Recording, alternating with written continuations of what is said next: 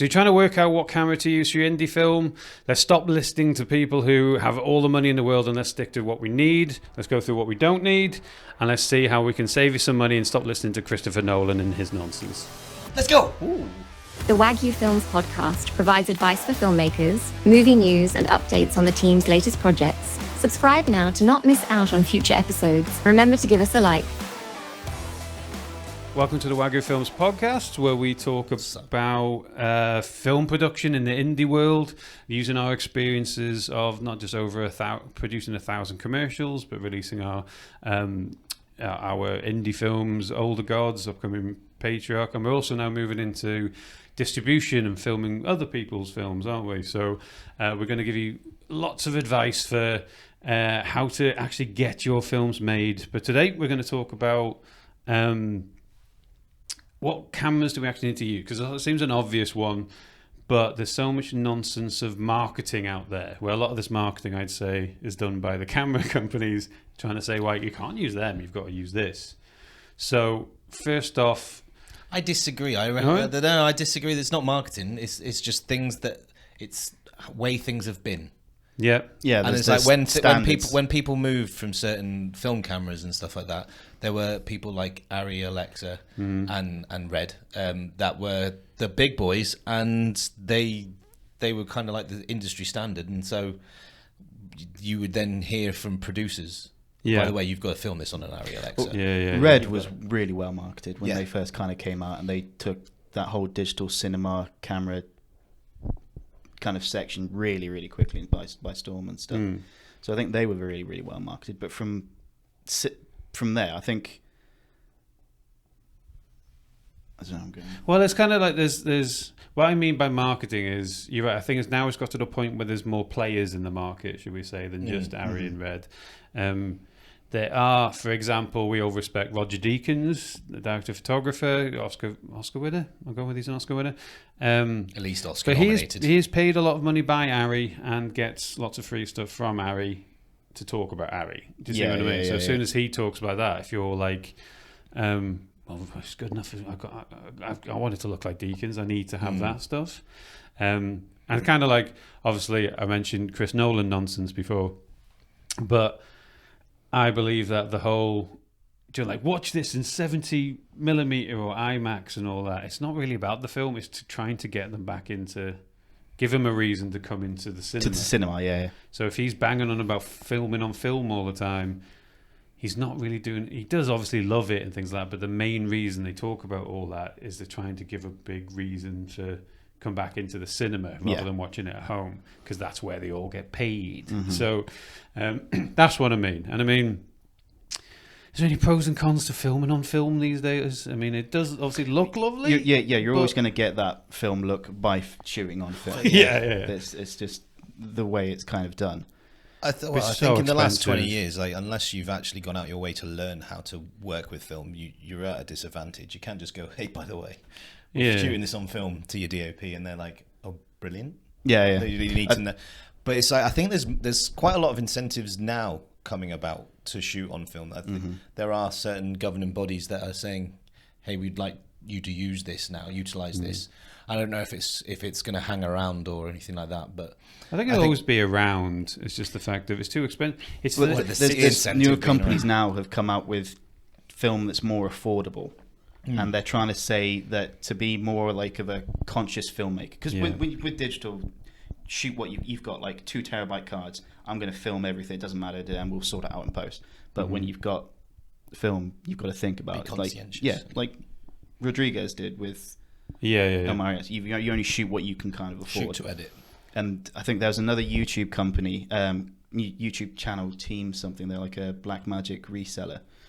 They did a comparison between digital and film now, and they did like the costs difference. So if you're thinking about like getting a digital cinema camera, you've got to end up paying thousands for that. Then you've got the storage that you're going to need for all of that. Storage is just as expensive as film sometimes, isn't it, to be fair? And then with film, there's cheap where you can get like secondhand 16mm film cameras now off of eBay at a relatively kind of cheap price. And there's companies that will sell 16mm film. The processing isn't that expensive, which you were told was. So they did that kind of comparison, and it's starting to kind of come back where you could possibly use it if you know what you're doing. Because I think that majority of the time now, people have no idea how to use film. With the whole, even with photography, no one really has that kind of black room experience anymore. I don't think they even do that in school. But I mean, I obviously love the look of film. I mean, you compare Lord of the Rings to The Hobbit, which is filmed digitally, which one just look, but as soon as you start going down that route, you start remembering the real cons compared to the pro. Like, do you ever hear of Valkyrie? Do you know the Tom Cruise film with the was it the German plot to kill Hitler?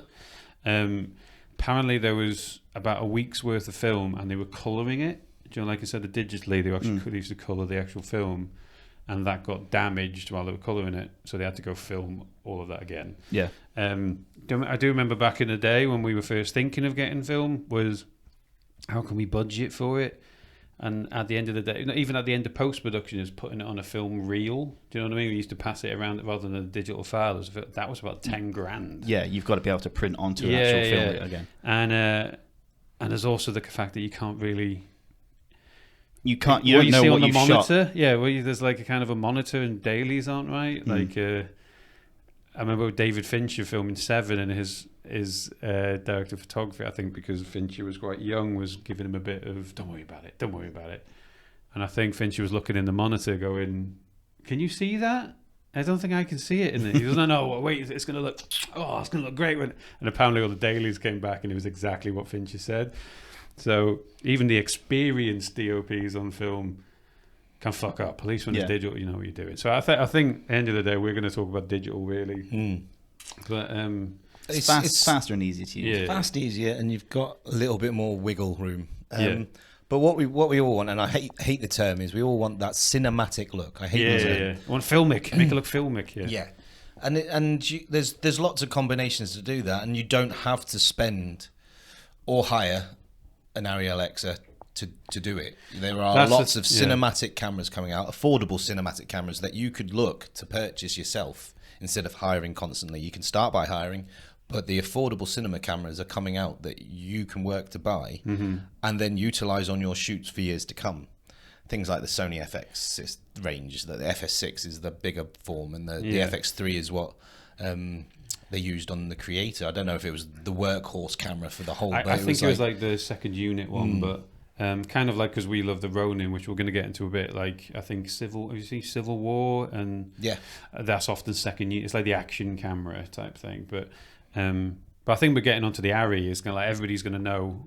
All filmmakers know what the ARRI is. It's the standard, but it doesn't have to be. It kind of be. You see so many people spending the money on that where it could be spent on other stuff, where I'd always argue, my whole thing is, will the audience notice? So if you put the exact same lens on an ARRI as you do on a Ronin, can the audience tell the difference? And if they can't, why are you spending 10 grand a day? So a lot of the times as filmmakers, what we're looking to do is impress other filmmakers. Yeah, they're the only people that will notice. I think that's when you want to become a filmmaker. Sometimes you've got to get past that.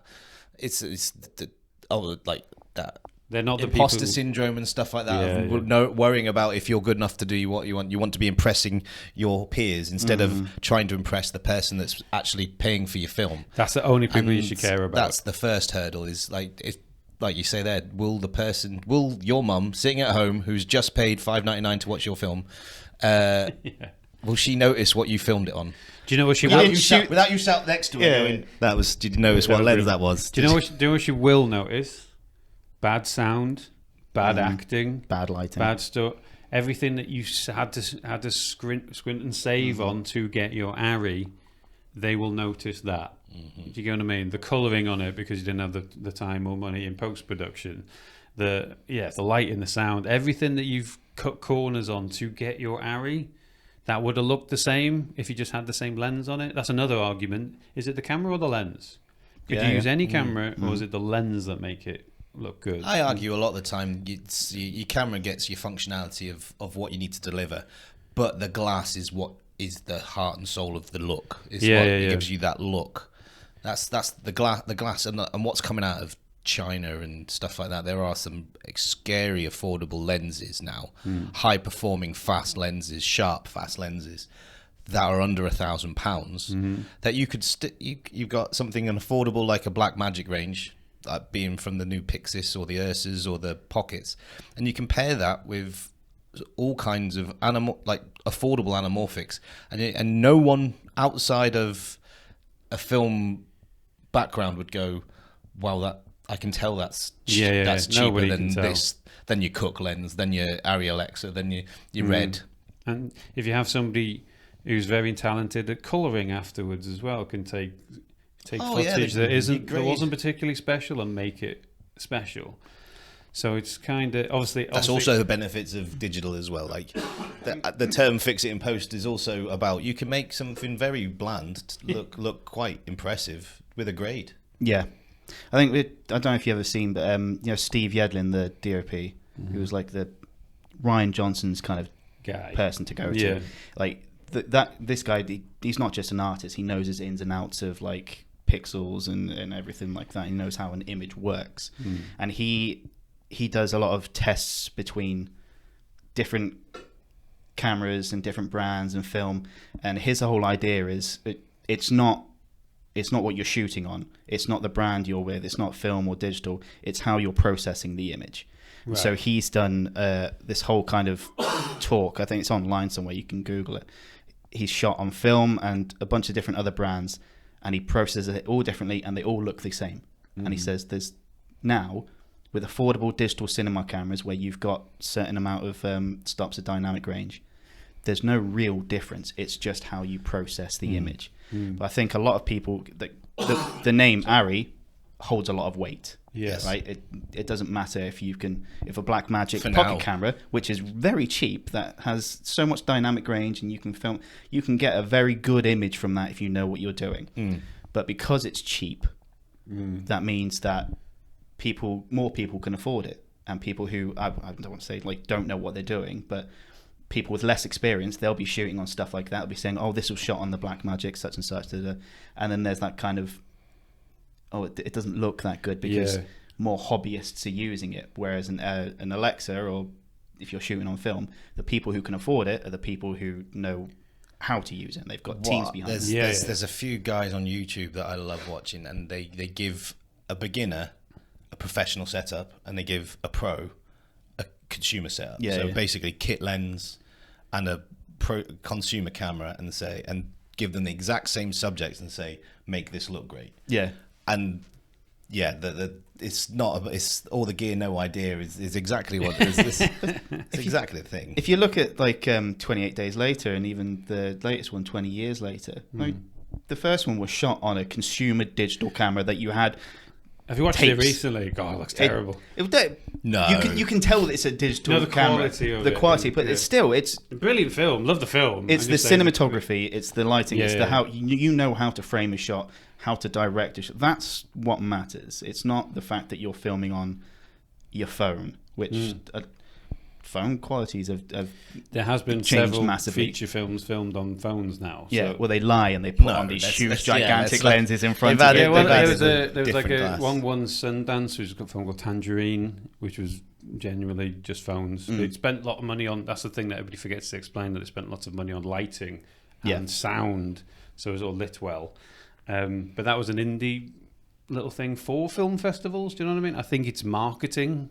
I don't know if maybe a phone had something to do with how it got noticed. You know, like maybe Apple got involved and went, "This is filmed on." That might be the case. It's a very, very good idea by the filmmakers if that's the case. Steven Soderbergh did a film with the actress from The Crown. What's her name? English actress. Olivia. No, Claire Foy. Claire Foy. I think it's like a mental institution or something. I can't remember, don't I? But so it can be done, but you just need to make sure the sound's good and is coloured right afterwards. And I'm also not sure how much you can film. What's the word? On a phone. Do you know, like how much you can actually do in a day?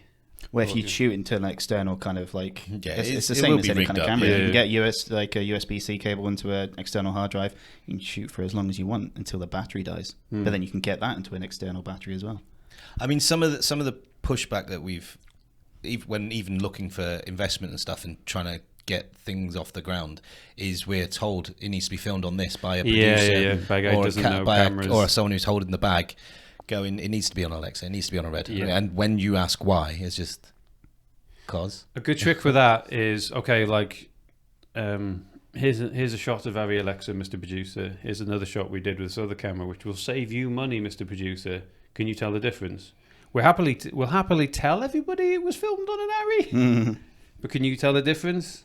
If not, why are you paying for that? And then you're kind of talking the producer's language. All he's doing, isn't he? He's heard his mates used it, or his favourite filmmakers used it. It's stop listening to everybody else, basically. Is what we're trying to get across is what works right for you. Are you going to have lots of movement in your camera? You need to have something which is you could use easily handheld.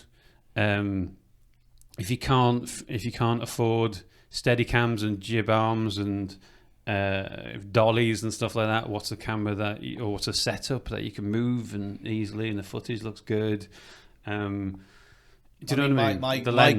My goal is to have as little light as possible. If I can get away with having less than one light on set, I would. That's me. And as little people on the set, because I think as soon as you start bringing in more than 5 people on the set, the relationship with the director and the cast become disconnected. There's no, I think that becomes a technical exercise. It becomes fucking Chinese whispers sometimes.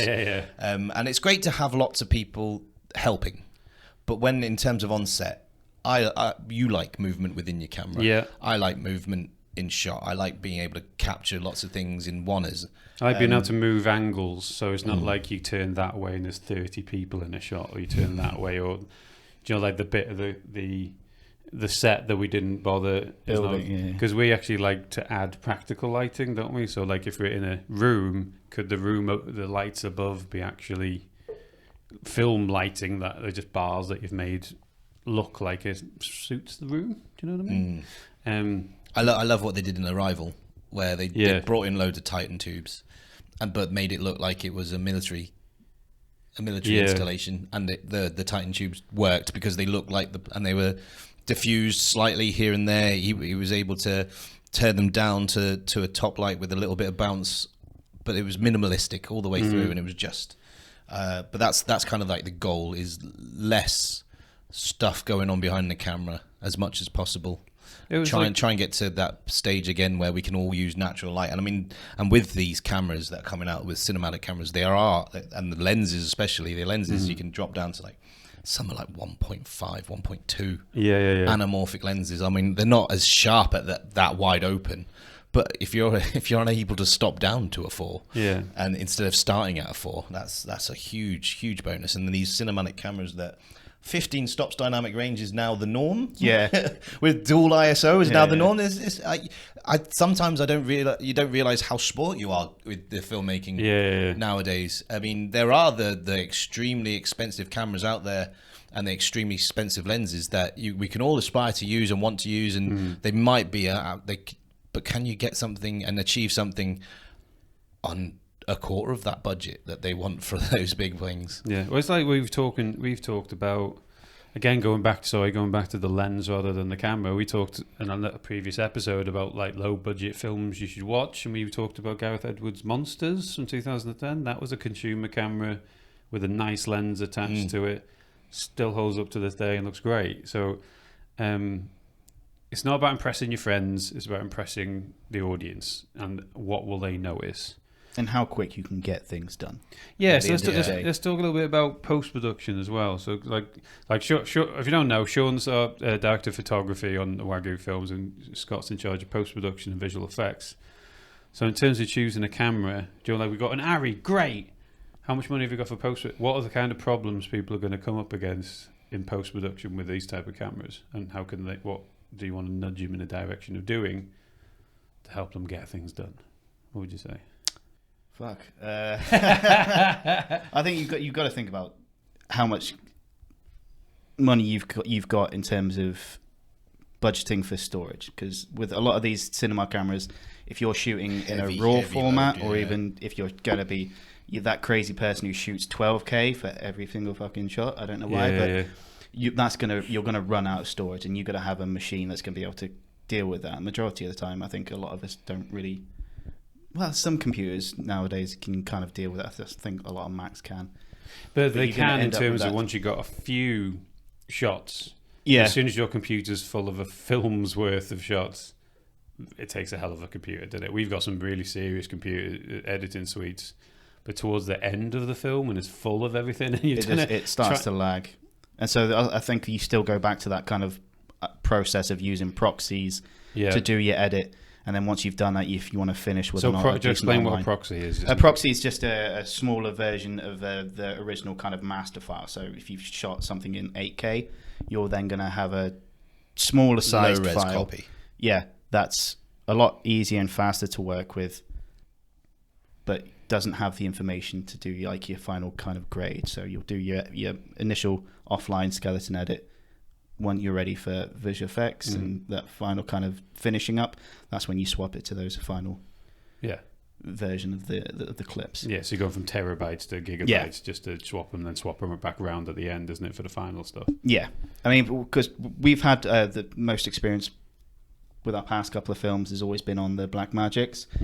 They've had their own version of RAW files, which have been amazing to work with. B-RAW, right? Yeah, B-RAW. So the file sizes for them compared to ARRI RAW files are relatively large for what they are. B-RAW they do it in a different kind of way, and the file sizes are small. They're really easy to use, and you still have that kind of so much information. Yeah, that you can change your white balance, you can change your exposure, and all those kinds of stuff, and you still got that dynamic range to kind of play with whilst you're in post. Having that kind of flexibility helps. So if you are on a smaller kind of budget, the Blackmagic cameras and that kind of ecosystem, like the Ursa is a good one we've used a lot. And that whole kind of production pipeline that you can have with Blackmagic products, I think it's a good kind of way to kind of go. I'd say they're also a company that's constantly looking to. It pisses you off because you buy a camera and then the year later they've come up with the same camera, but it's twice as fast, twice as performing. So they're an annoying company like that, but they're a company that's constantly trying to innovate. They listen to what's wrong with their previous models and they try and change it. Like even with the Pixis, they like no one likes the form factor of the Pocket. But it's an amazing camera, but the form factor just gives everyone fucking carpal tunnel syndrome. A camera like that. So they came out with the box style version that pretty much every other kind of camera company has done in the past. But you've got to build up on it. So it's where of those things is what do you need on set that's going to make your life easier, but what are those things that you can probably shake and the budget doesn't need to be. It's like we started Older Gods with the camera rig was, let's stick everything on. And then towards the end, it was like, no, we need to go now. Come on, just there's the monitor. There's the transition system. Get on with it. I still have a weird thing with, like when we were doing commercials, our cameras seemed to be getting smaller and smaller, and the rigs were getting smaller and smaller. And I did have this kind of aspect of the agency that's hired us or the brand aside is going to go like, what's that tiny little thing they're filming on? What are we paying them for? Yeah. And I think there's sometimes an aspect of worry of that in film as well, which is kind of like, do you know, if you actually get like a name experienced actor in and they turn up and they're like, what's this camera they're filming on? What's this poxy fucking production I've signed up to? Yeah. But you can't really worry about that. That's more of a vanity thing. They are getting paid to act.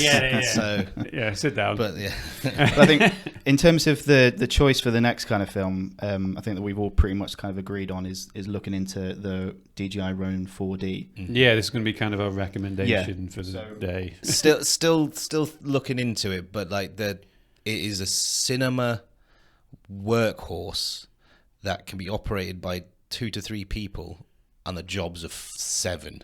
Yeah. And in terms of speed on set, setup time, what's included in that package is unreal. The fact that you get the transmission system with it, the LiDAR. So it's basically a camera. When I was watching it, I was kind of, I'm sure I said to you, Scott, because we had because before we get a camera, it's a good idea to go and have a little. Most places will give you a little training session on it, so you can have a go of it and double check everything's right for you. But I think I said to you, Scott, when we had the Ronin, I was like, that means we don't need any jib arms or dollies. No, yeah, it's because as I say, the jib arm on it is what adds its smoothness, moving sideways to front, up and down. It's just you have the height to lift it up. If the fourth axis is like, because Steadicam is a art form in itself. Yeah. So not only are you a camera operator, you need to be a Steadicam operator. Yeah. What this is doing is it's not making those people obsolete, but it's making you be able to provide a whole lot of production value in a very small form factor. Yeah. Well, it was kind of, if anybody's seen Adolescence, the Netflix series, that's all kind of shot in one. The series, isn't it? Each episode is filmed in, it is one shot. It's a one-shotter. It's not like 1917, which is kind of cheats with cuts and visual effects. And it's actually a full... Yeah. And how they do it is they just... Obviously, they did weeks of rehearsal, I'm assuming, but it's a camera that they were literally passing to other operators, and you don't know it. And at one point, they actually put it on a drone, and it picks it up and takes it and puts it back down. Somebody grabs it and moves on. And the gimbal that stops any kind of move, kind of like a Steadicam. So obviously... Basically means that we don't need the Steadicam arm that we use on older gods and stuff. Don't need any dollies or jibs. Focus puller. Don't need a focus puller. The transmission system's built in. And you can actually, if you connect a monitor to it, you can take the focus off it, pass it to somebody else, and your operator can just concentrate on the camera and somebody else. Or maybe the director, if you can't afford and you haven't got any more people, the director watching a monitor could do the focus for the operator. But even so, the operator can take care of it all. Yeah. Because of the LiDAR systems involved. And honestly, if you get a chance to play around with it, having to play around with this LiDAR auto assist focus is... Because how many times... Tell us what... Sorry, Scott. So just in terms of like the past couple of shoots that we've done, where it's... The movement in the shots that we do is quite significant. We do lots of movement, They'll long be takes. Following people and stuff like that. And then having like a large cinema camera on a rig, you've got a shoulder rig. Sean's trying to just focus on the image, but then he's trying to follow focus whilst going through, and then someone's trying to lead him through the kind of like direction and not trip. Do you remember that scene in Older Gods of the dream sequence when all we were trying to do was get up the stairs? Yeah. And you kept fucking banging to the Steadicam on corner. To the location manager, I'm sorry. We took out some door. It was just too. Frames, but the Ronin is more. You hold it like. We just have to quickly explain how this podcast is sponsored by Filmwear. Stylish but practical clothing for film crews, video producers, and lovers of movies. All profits also go towards Wagyu Film's next film, so you are both supporting the team as well as looking like an absolute legend. Go to filmwear.store today to pick up your crew t-shirt, sweater, hoodie, or training top. So take us through what the LiDAR assisted autofocus is on the Ronin. What can that do? It's the one where you can track people, isn't it? Yes, it can turn. The system they've got is it can turn. Well, if you've got an autofocus lens, instantly cuts on and works. But it also comes with a motor, which, if you attach to this LiDAR system, turns any manual focus lens into an autofocus. All you you just have to do a little bit of setup and calibration. And if you've got, say, 2 or 3 workhorse lenses that you use constantly, you take a day to calibrate your distances and your focal length, and then you put this motor on your lenses, and you've then got an autofocus lens. So you can move about and it's much better for action and things like that. It's so much better for action. But it also does that thing where you can... Is it the LiDAR, which is so I can focus on Scott, move the camera back, forwards, left, right, and the focus never changes? Always because it stays on just that focuses subject. on you. It's tracking it. So rather than an operator or focus puller trying to... fucking any movement is a nightmare for a focus puller, that just instantly goes away. But even whilst you're doing that, if you do want to like rack focus between 2 people in a conversation, you can set the focus on one person, and as soon as you need to kind of pull focus onto the next object, you can use the little kind of twirly knob, set it. If you want to pop it back to the other person, you just let go, and it goes straight back to the other person. Yeah. The time of how many takes you've got to do to try and get that perfectly right, and having people in the right kinds of, in their 1s and 2s and stuff. doing that over and over again kind of disappears, as long as you've got actors who know what the hell they're doing. But it all comes down to just them, really. Yeah. So we're looking to implement that in our next couple of productions, but we're choosing what glass goes on front.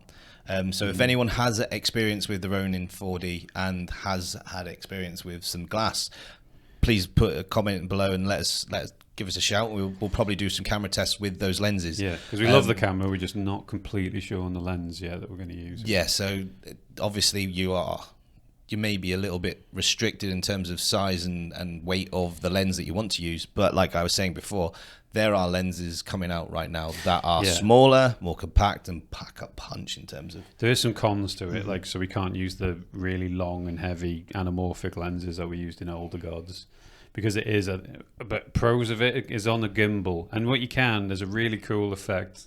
Do you remember with the monitor, where the camera is essentially on a gimbal, so the lens is on a gimbal, but if you connect it to your monitor, there is a what's it called? A feature that you can put control onto the monitor. So if you move it, the gyro like system, that, the camera moves like that. So if you move the monitor left and right, so if you need some height or something and you can't control it, or you just want like a pan or something like that, looks like something out of Alien. You can do it on your monitor. It's really clever. Yeah. As soon as I saw that, I just thought that's ridiculous to be able to have that kind of functionality. Yeah. And there's barely any delay either. There wasn't any delay. No. I was really impressed. Yeah. You can also do that thing of, you can take the gimbal off, can't you, and like essentially put the camera in a backpack. So if you're walking through woods or something, you lose the fourth axis. So it'd be more of a handheld situation with that flex. So you lose your fourth axis if you use that flex system. But in terms of like, if you're going to be using the system all day and you don't need to use the Steadicam, it's just a full-blown system for lots and lots of things that you could use and lots of looks. So if you want just a camera that feels like a cup of tea there, you put it on this flex head and you put the body in your bag and you're walking around with it, or then you stick it back on and then you've got your fourth axis again. There are certain scenes as well that you might actually want old school shaky cam. On that you could just tighten it all up, can't you? Yeah, essentially, you can change the turn off. So you don't have to have the. But it's really good things like we have lots of outdoor shots where if Sean's operating and he's walking, he's trying to get rid of that bounce, isn't it? But that would just make it look completely leveled off. A lot smoother. Yeah, and I like to think I've got the cameraman's knees. Yeah. So like, I've got the cameraman knee walk. Soldier knees, isn't it? When they don't move. That's it. When you don't move. Yeah. But it's a really good piece of kit. I mean, it was kind of heavy but not light. I don't know. It's not as easy as holding a DSLR or something, but there's still a bit of heft to it, but not as heavy as most cameras where it's going to do your back and your shoulders in. You could always buy what do you call it? The little string that comes over your back. Some little coil or foil. But it has, but I definitely say you could get that filmic look out of it. It's full frame, isn't it? Yep. So you can get... and there's been other films that have kind of used it in full production. So, there's what was the Mel Gibson film? Was it about the plane? Oh, was that Flight Risk? Is that with Mark Wahlberg, where he's like a psycho and there's just? You mean it's just like a one location type film? With there was a shot. There was a pilot and somebody in the back. His DOP was like, that'd be perfect. Yeah, his DOP loved he used the Osmo to kind of capture ideas and movement and stuff like that, and then he brought the Ronin on one day and was just showing off to Mel, and they had a shot they needed to get then and there, and they didn't have time to set up jib arms and stuff for it, and it was capturing a takeoff, and that's it. I think Mel Gibson said that he goes, that's it. It was their hero shot because I think they were trying to set up their main camera, but they were losing the light for that one shot, and then so they just brought out the Ronin. And they were able to do it just like that. It's already the color science involved as well. I mean, DJI, they've been working with drones for years, so they know how to capture an image. But the color science and color matching apparently is just as good as everything. Well, the else. difference with them is kind of like because Ronin is if you don't know, it's a drone company is how it started, and it's kind of worked backwards, isn't it? Where other cameras are kind of copying what other cameras film cameras do. It started with just trying to make a best camera which suits drones, which is obviously makes it good for light. You know, like it's going to come across it's going to cross the weather. It's going to get in the suns. A lot of it is going to, and then it kind of worked backwards. So it has the usability and ease of a drone, and then they've added the parts with the more complicated things in a way, which kind of like maybe we will looked at. And they've got that transmission system where a lot of like wireless transmission systems, you don't have that kind of distance until like the image kind of goes. So if you've got like an external monitor on wireless, there's only a certain kind of like maximum amount of meters you can kind of be from that person. Yeah. But because they're a drone company and they're used to sending their sensors up into the sky and flying off for like a mile, they have the knowledge to kind of put that system into the cinema camera that they kind of produced. So when we were being shown the system yesterday, the guy said that they've tested it up to a mile. Yeah. And it was fine. Yeah. And that just blows my mind. How many times we were just because of the drone technology. It said because everybody else used normal film transition, a drone goes away for miles, doesn't it? So they just use the same thing. We've used a few transmission systems, and in terms of latency, like you're going to, depending on your environment sometimes. Oh, the monitor in Older Gods, if you went 10 meters away from me, my monitor was flickering. It wasn't concrete, it was an old granite stone cottage, wasn't it? So it was, unless we were outside, we never had a clear signal. But a lot of those systems are expensive as well to have a wireless. But the fact that DJI to kind of put that into the camera, it's still just kind of blows my mind. It's impressive. Really it's a cinema workhorse, and in terms of how we like to work and how we want to work moving forward with our films, we're going to really take it seriously in terms of some of our camera tests. And what we'll do is we'll share them with you when we do actually film some stuff. Yeah. I think my big thing as well is this run and gun practicality, because that's like, do you want to indie film? You have to do the filming where most big Hollywood productions were doing 3 days. You've got to do it in one. Do you want to spend half of your day as one? When Hollywood productions takes 3 weeks, you've got to do it in a day. Yeah, but it's kind of like, have you got the time to spend setting up? You should really be able to, like the Ronin, you could do all the settings the day before, can't you, and turn up and just attach all the crap to it. Do you know, all the attachments? Yeah, balancing the lenses was really simple. Yeah, the motors do a lot of the work anyway. It was you just got to get a general gist of being balanced, and then let the motors do the rest.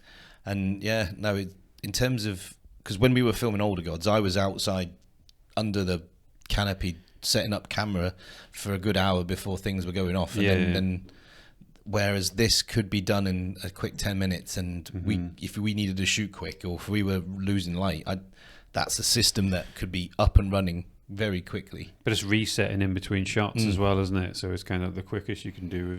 So like what we like to do is set, as I say, like practical lighting on a set, and then you have a camera like that which doesn't need lots of recalibration. Yeah, what Scott said, to set up the next shot. You know, you maybe just move one light on a stand, quick test, quick focus, good to go. Do you know what I mean? And then your actors will still be pumping, they stay in that moment. They haven't lost that adrenaline between shots. The whole crew, I think, would be a bit more. Do you know, if the day is flowing? Do you know, like, do you know like some Older Gods days was like, bloody hell, this is this and that. But there was a couple of days which just, when you're feeling like you're on a roll and a flow, and you're like, this is fucking great. You know, you're doing something good.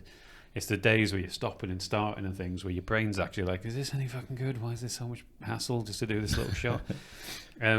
Where I was really impressed with the Ronin. I thought the fact that so many Hollywood films are using it now, as I said, like that Civil War, that Warfare. Remember the Warfare that we watched? Have you seen Warfare? No. Really good film. It's like Iraq War, but it's real time. It's not one shot or anything, but it's real time. Now, an hour and out. One operation during one period of time, like it's a 6 hour period. It's basically one squad in a house. Do you know when they used to take houses and just set up shop there? They're essentially in that house getting attacked. So it's the whole real time 90 minutes just trying to get out to these tanks that turn up to take them away. But that was so much action and tight locations and fog and explosions and stuff, so lots of movement. and they said it's perfect for that too. So it's becoming the norm as well, as everybody's really. And we have, when everything comes to ARRI as well, I'm not sure how much we should say, but there is rumours of ARRI kind of being bought out. Or they're going into administration. Or selling, which is kind of like giving the hit that they're not doing great. So is there going to be the norm the models? For much the longer? model needs to change, yeah. Because basically it's so expensive. It was $100,000. All the stuff together is $100,000 camera. That means that 50 productions in a year could use it. You don't become a huge company just with that. It's the smaller 10-grand cameras that you can sell to thousands of people. That's going to be so. These kind of cameras are going to get smaller and smaller and easier. That's just how it's always been. The fact that it's kind of been slow, I'd argue, compared to phones and things like that, is because of the companies that want you to keep using their stuff, and they had the money, but now they're losing that money to these small companies like Ronin, a drone company, has come in and basically shook up the industry a little bit and gone, what about this? And then kind of made everybody go, well, how much? Because it's not cheap. It's like you're still looking at like $10,000 for it all together. All in, yeah. I mean, in terms of the ecosystem, like you're gonna have to you're gonna have to use their batteries. You're gonna their if you want to record RAW, you're gonna have to use their recording. Batteries was a thing. Batteries was they drained through a couple of batteries very quick. We will do a whole when we start playing with it more. We'll do a whole separate podcast on some of the cons and pros. But we're just saying what we're impressed with now. But like, but it's good to do cons as well. We're not being paid by fucking Ronin, by the way, unless they want to. But the batteries, you're going to need at least 4 for a day, and if the batteries are at least £300 or I don't know how much is a battery for those? I haven't even looked yet. But if it's a couple £100, that's a lot of money just for some batteries. And I did ask the technician guy, is like, okay, so if you got 4 batteries, how quickly does it charge? Does it have to be an overnight, or is it just a couple of hours? So if you've got a charger with 4 batteries on it, by the time you've used that first one, that empties, and you put it onto the charger. By the time you've gone through those other 3 on the day, would that first one be good to go? If it would be, I'd be a lot happier with that, because that means you kind of just need 4 minimum on a day. But then you're going to have to think about batteries for the wireless monitoring system as well. Yeah, but they did take the, you could, as I say, the smaller ones. Sony little... Yeah, the ones that you put in DSLRs and things like that. Yeah, attachments to put them in, Yeah, they can be used on that, so at least we've already got a load of them. Mm-hmm. Also, you got to think of, when it comes to stuff like this, how much of the cards that go into it. Like, I'm sure what was the Ronin? Was that a 300 or 600? Did he say? I think it was about £300 for a 1 terabyte SSD to kind of go into the side. So you're going to need at least a couple of them. So you're shooting on one while the other one's moving over onto a because hard drive. Because they were shooting when we were doing the tests, the training yesterday. He had set up on ProRes RAW, and so when we looked at that kind of thing, it was an hour's worth of footage. Which, depending on how you shoot, that can kind of drain pretty quickly. So then you've got to have another card to kind of chuck that in. And again, if you're going to run through that quickly, how fast you can be able to take that first card, plug that in, copy those files over. Yeah. So you've got to take that kind of thing on board. You do have to remember, we've been talking about buying because we do multiple films and we do commercials and stuff as well. You just have to hire them. A lot of people have made the mistake of putting on a credit card and stuff to buy it. Don't do that.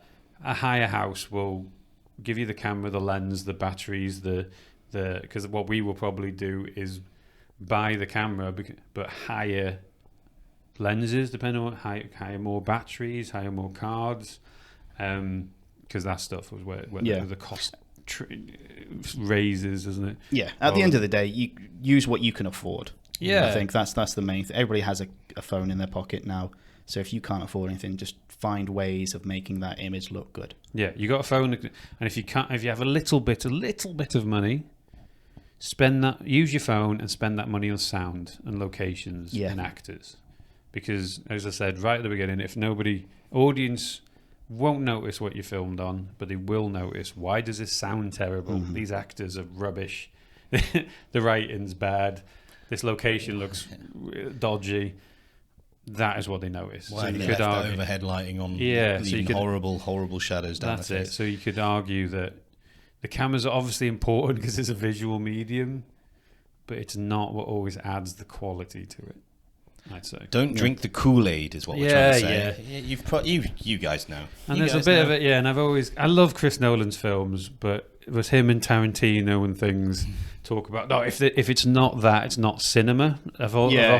Don't fucking listen to that shit. It really winds me because it's elitist, especially like they're supposed to be.